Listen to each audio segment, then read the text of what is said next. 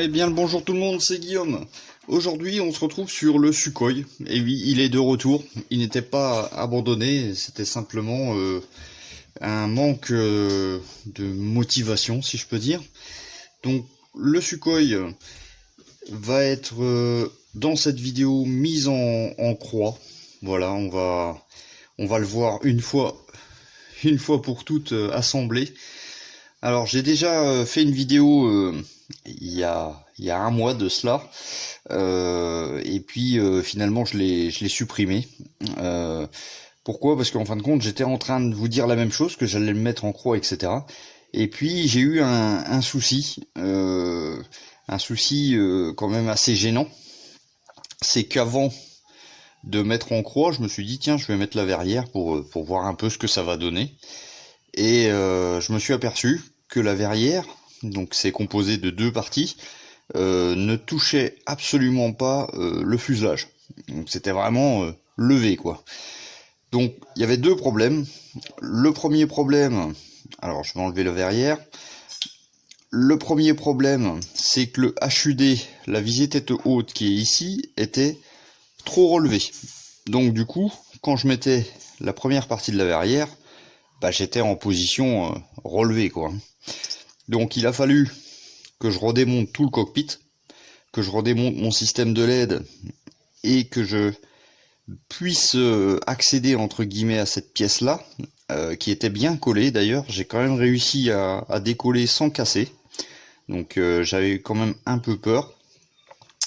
Et donc j'ai redescendu la pièce, remastiqué, refait la peinture, remasqué, etc. Tout comme vous avez vu la vidéo quand j'avais peint le contour.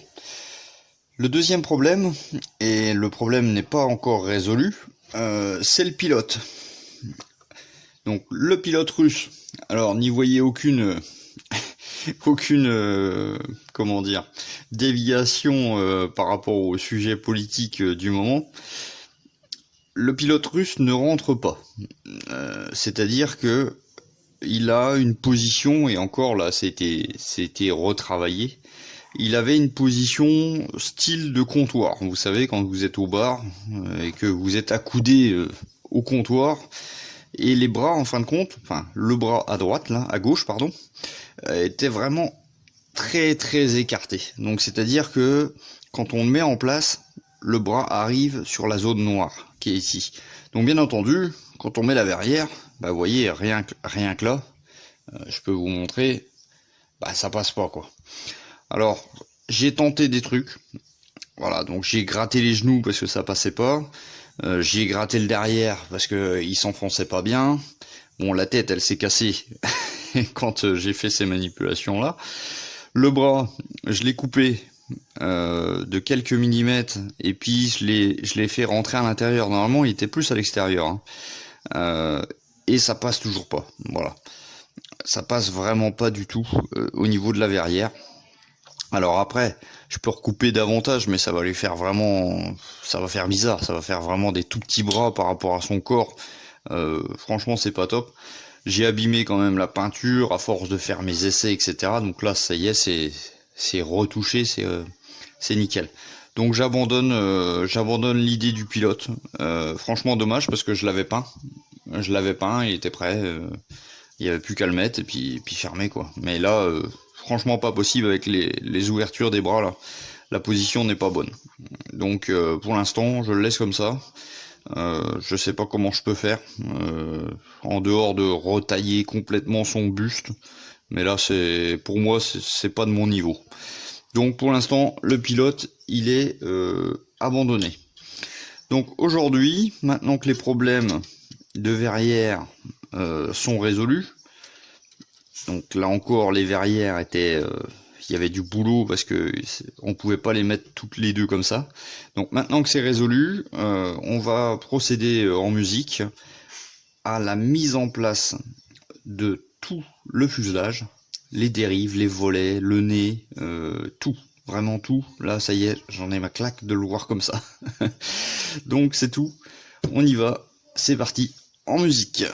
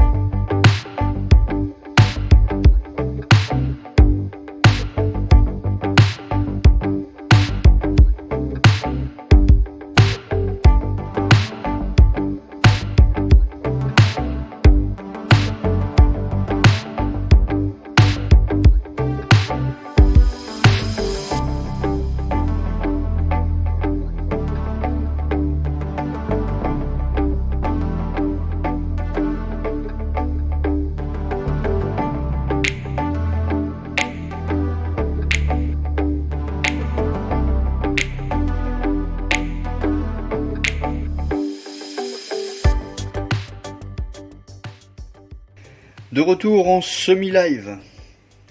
Alors, pour conclure, n'achetez pas ce kit. C'est une horreur. J'ai passé une journée, du matin jusqu'au soir, à coller le fuselage. Alors là, je vais parler du kit de l'appareil, donc le Kitty Hawk. Hein. Je ne parle pas de Make Them Move, c'est différent. Mais vous allez voir que les deux combinés, ben, c'est quand même quelque chose d'intéressant au niveau des problèmes. Alors, l'avion en lui-même, donc vous avez pu voir l'installation des dérives, l'installation des ailes, le fuselage, ici les volets à l'arrière, le lance-parachute, le radar. Alors je suis désolé, j'ai pas pu vous le filmer, je l'ai essayé pour mettre en place et il était tellement bien serré dedans que j'ai jamais réussi à le ressortir, donc j'ai pas osé forcer pour le casser. J'ai déjà eu assez de problèmes aujourd'hui. Donc voilà, je vous ai filmé quand j'ai mis la colle, mais bon, sachez que j'ai dû ébavurer l'intérieur parce qu'il rentrait pas. Alors, pourquoi ce kit une journée en enfer, si je peux dire, pourquoi ce kit est une horreur? Alors, ici, cette partie-là est très difficile à coller, mais vraiment. Pourquoi? Parce que il faut vraiment appuyer fort, donc on va faire modifier la structure du fuselage, si je peux dire. Le plastique va se tordre et vous pouvez pas mettre de pince comme ça parce que ça glisse. Là, vous voyez, là c'est pas possible de mettre des pinces où que ce soit dans cet avion. Donc déjà au niveau du collage, c'est pas terrible. J'ai eu plusieurs donc ici, je vous dis déjà les deux endroits où c'est que la mise en croix est vraiment catastrophique, là et ici. Donc si je vous zoome un petit peu, alors je sais pas si vous allez le voir avec la lumière, j'ai pas réussi à faire mieux. Ah si, là ça se voit. Vous voyez, là le jour béant est ici. J'ai jamais réussi à... J'ai appuyé de toutes mes forces, j'ai mis 50 pinces pendant 2-3 heures, j'ai jamais réussi à les faire descendre. J'avais fait des montages à blanc, mais j'avais pas mis les ailes. Et ça s'était bien passé. Donc je suppose que un petit rabotage au niveau des ailes, au niveau des deux pattes qui viennent s'enclencher dedans, je suppose que ça pourrait améliorer la chose. Autre chose, comme vous avez remarqué, normalement chez Kitty Hawk, dans la notice, on nous propose de mettre la partie extrado et intrado, ou l'inverse, je ne sais plus, et ensuite de venir insérer les ailes. Moi j'ai fait l'inverse. J'ai collé les ailes sur la partie supérieure et ensuite je suis venu coller le tout. Est-ce que c'est ça le problème? Je sais pas. Mais la seule chose que je suis sûr, c'est que avec mes fils électroniques qui passent à l'intérieur, je pouvais pas faire comme la notice il demande. Pourquoi? Parce que le fil aurait coincé, vous voyez, ça aurait fait un espèce de tourbillon à l'intérieur et ça serait venu se mettre à des endroits où c'est que j'ai besoin de presser. Donc moi, dans mon cas, je ne pouvais pas faire autrement. Donc est-ce que c'est à cause de ça que j'ai ce gros trou ici? Alors on pourrait me dire, oui, mets du mastic. Ouais, si je mets du mastic, ok, je vais mettre du mastic, mais il va falloir que je refasse toute ma série de peintures, etc. Honnêtement, je sais pas. Pour l'instant, je sais pas. Là, j'ai passé une journée de merde. C'est le cas de le dire.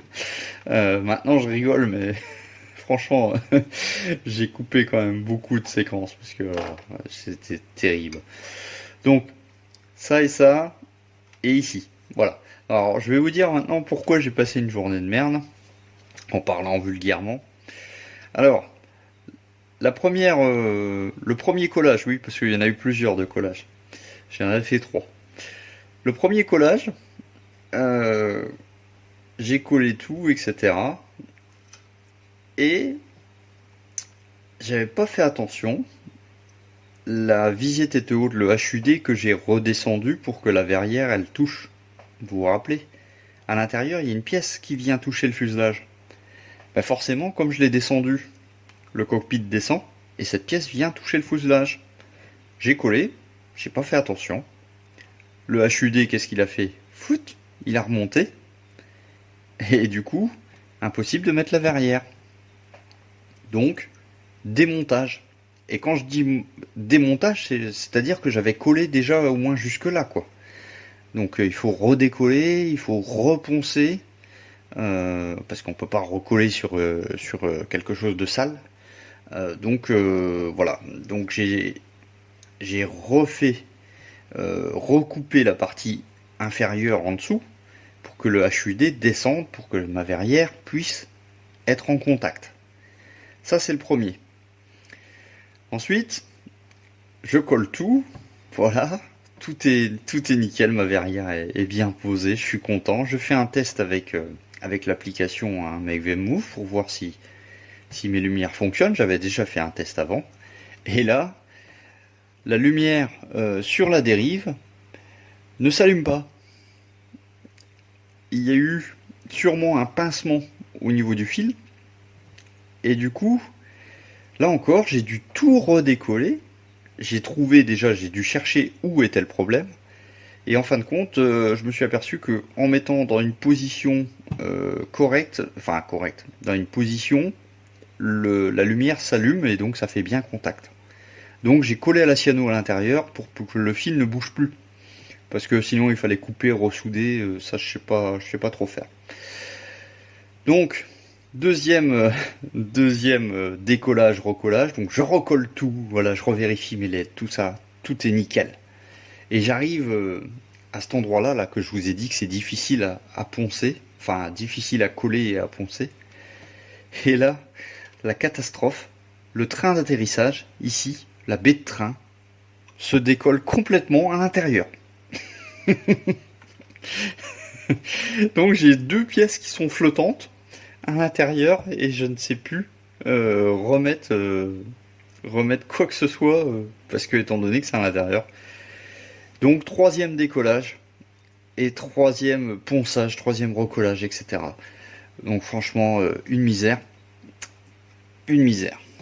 Alors pour conclure, hein, au niveau de cette mise en croix, donc je vous ai dit, hein, faites attention au niveau des baies de train, le HUD très important, et puis ici sur les côtés, pour ceux qui veulent faire le kit, hein, qui l'ont déjà. Donc ça c'est les choses primordiales à regarder pour le kit. Donc moi il me reste du travail. Enfin oui, forcément il reste du travail, mais par rapport à cette mise en croix, donc il va falloir combler tous les jours, hein, des ailes par-ci par-là. J'ai un problème encore avec ce HUD, je ne sais pas pourquoi il est remonté. Donc j'ai réussi à le redécoller un petit peu et puis à essayer de remettre de la colle, mais il a tendance toujours à remonter. Donc j'ai mis de la colle à séchage plutôt lente, hein, donc c'est le Tamiya extra fine à l'orange. Elle colle bien cette colle, mais elle prend du temps. Et donc pour être sûr que le HUD sera en bonne position, j'ai mis la verrière et j'ai mis de la bande cache, comme vous pouvez voir. Comme ça empêche que ça remonte. Donc je vais laisser ça toute la nuit. Donc ça c'est mon premier travail, vérifier que ça c'est bon. Ça c'est le plus important à mes yeux. Ensuite, il y aura bien sûr le nez de l'appareil à mettre en place, voilà, comme ça. Mais il va falloir mettre du poids à l'intérieur pour le lester, voilà. Donc le nez, le HUD, les joints à revérifier et éliminer tous mes traces de colle. Alors j'ai déjà poncé, hein. J'en ai mis partout. J'ai mis des traces de doigts. Là franchement je suis plus dans le modèle de perfection. Je suis vraiment très loin. Et dans un dernier cas, si si je me sens motivé, refaire les fameux baies de train. Donc une fois que j'aurai fait tout ça, je vous referai une toute petite vidéo avec sans les bandes cache, etc., avec les jambes de train sorties, etc., avec les lumières, hein, parce que là j'ai retesté, ça fonctionne, hein. Ça fonctionne. Donc voilà. Donc une fois que j'aurai fait ça, je vous remettrai une toute petite vidéo, peut-être 2-3 minutes, pour vous montrer le résultat terminé. Et puis refaire peut-être un petit coup de mastic là, un petit coup de ponçage à ce niveau-là. Bon, après là c'est du détail. Vous voyez là par exemple j'ai un petit trou là. Il va falloir que je vienne le combler. C'est des petites choses. Voilà. Le plus important c'est ça, le HUD et puis le ponçage général quoi. Voilà, donc j'espère que j'ai pas été trop long, mais il fallait vraiment que j'explique tous mes déboires, parce que j'en ai eu beaucoup. Voilà, ça fait longtemps que vous n'aviez pas vu le Sukhoi. Et ben le voilà, donc on peut dire que il est quand même beau, hein, malgré tous ses défauts de kit, je le trouve superbe. Et il est énormément grand, vous voyez, il rentre à peine dans le cadre, tellement c'est grand. Donc voilà pour cette vidéo du Sukhoi. Je vous dis à très bientôt, soit pour le montage du zéro, soit la fin du fuseau, ou encore celui-ci. Voilà, je vous dis à bientôt. Merci d'être passé par là. Sur ce, ciao, bye bye.